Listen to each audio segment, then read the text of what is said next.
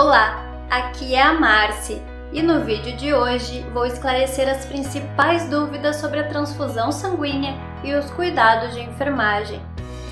Esse é um assunto muito importante, então fica comigo até o final desse vídeo que eu tenho um presente para você.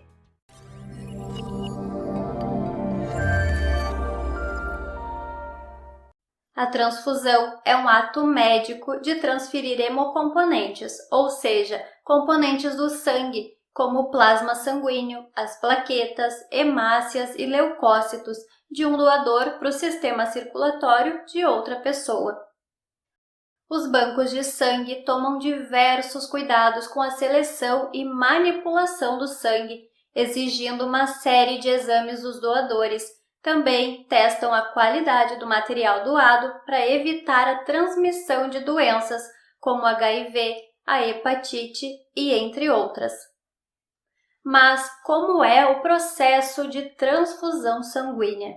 Como ele deve ser feito em termos de cuidados e quais são as etapas que o profissional de enfermagem deve prestar atenção? Indicações de transfusão sanguínea. Existem várias situações que precisam de uma transfusão sanguínea.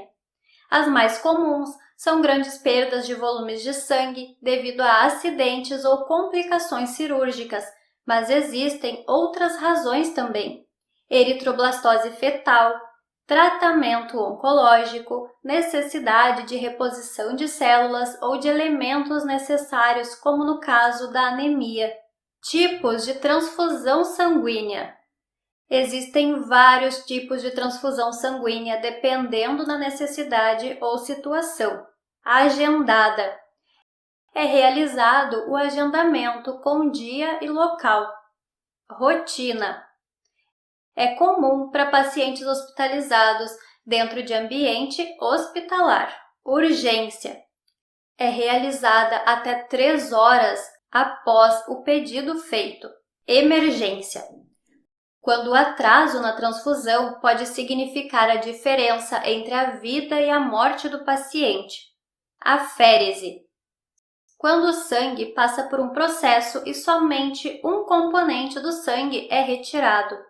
Isso é o caso das plaquetas, que são retiradas do sangue e o paciente pode receber a transfusão somente das plaquetas. Hemaférese.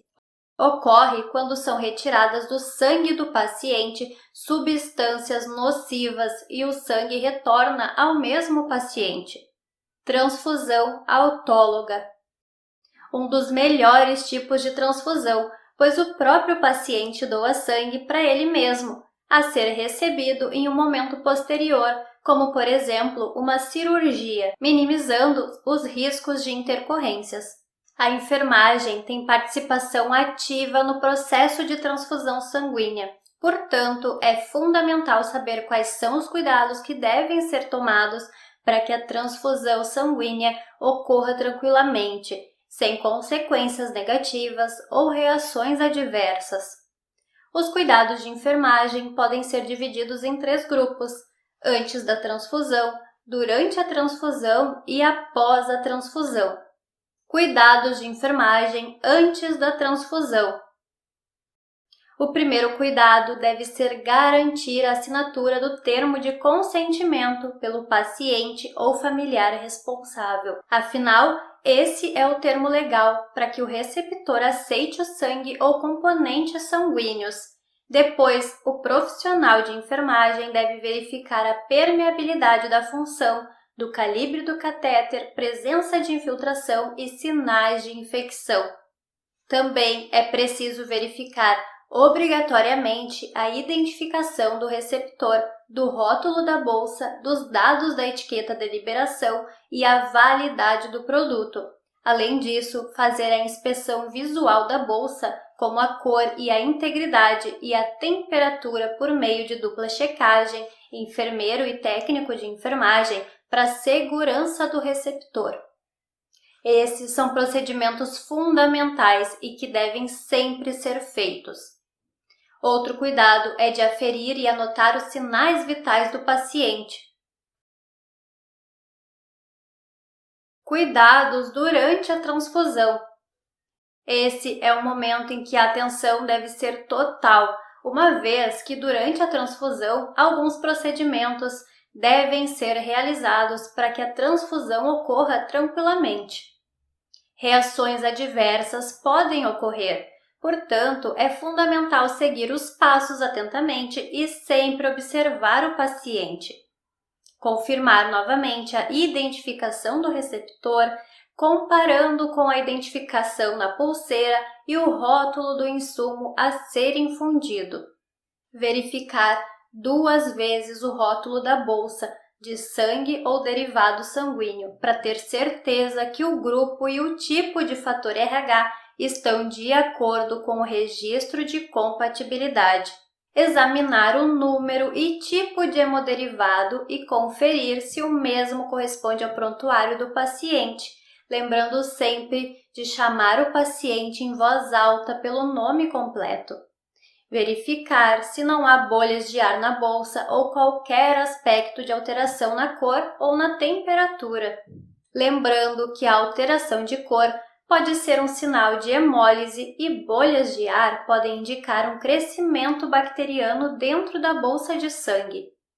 A transfusão deve iniciar 30 minutos após a remoção da bolsa do refrigerador do banco de sangue. Portanto, é importante que seja verificado o exato momento e o tempo em que a remoção ocorreu. Sempre monitorar a transfusão durante todo o processo e lembrar que o tempo máximo do processo não pode ultrapassar 4 horas.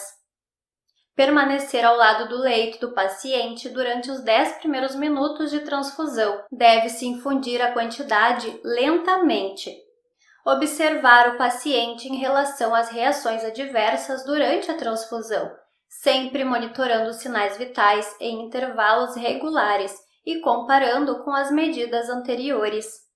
Trocar o equipo a cada 2 unidades transfundidas para minimizar riscos de contaminação bacteriana.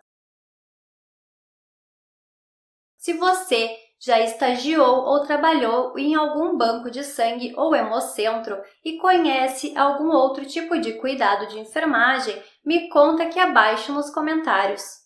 Reações adversas durante a transfusão sanguínea. Caso o paciente apresente inquietação, dor, urticária, febre, calafrios, vômitos, faltas de ar, a transfusão deve ser imediatamente encerrada e deve ser comunicado ao médico. Nesse caso, a bolsa deve ser encaminhada com o laudo da intercorrência ao banco de sangue para análise. Cuidados de enfermagem após a transfusão.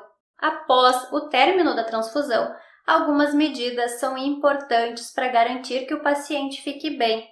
Afira os sinais vitais e compare com as medidas anteriores. Descarte de forma adequada todo o material, para assegurar que não ocorra contaminação cruzada em relação a outros funcionários, como, por exemplo, o pessoal da limpeza.